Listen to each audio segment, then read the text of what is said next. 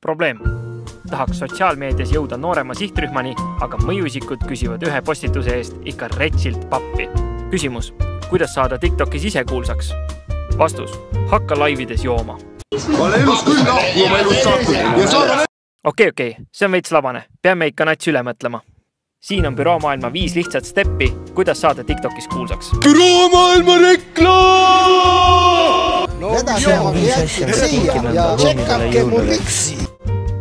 Step 1. Leia endale CEO, kelle aura on nagu Jüri Rossil ja tema chill guy lapselaps Julius. Nagu prints Samundast. Step 2. Leia perfect mix brainroti ja kasuliku sisu vahel. Come on, man! Siin on 5 asja, mida kinkida enda homidele jõuludeks. Siin on 3 toodet, millega peletada tunnis igavust.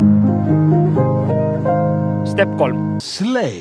Kasuta ohtralt slängi. Sa ei ole telulu. Siis sul on infinite aura. Ma ei käi Step 4. kooliõnnatel, aga ma Loo käin vaid uut slängi. närimisfestivalidel. Sul on pinal vä? Mul on tööriistakamber. Megastash hoopis. Märkmik on nüüd low-key diary. Paber minu jaoks on valge NFT.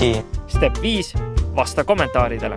Puksu kirjutas Torbik. Noh, Puksu, kas arvasid Torbiku all midagi halvasti? Ahaa. Petsi Selver kirjutas meile Julius Oil appi. Ma olen 5 minta pärast kohal. No, hakkad mõtlema, mis ta tahtis sellega öelda. Seejärel vaata, kuidas rahvas hullub.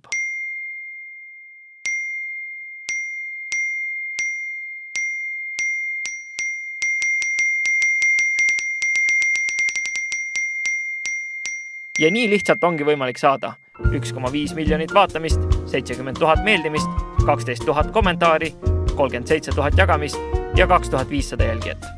Umbes aasta pärast tahab sinuga fännipilti isegi peaminister.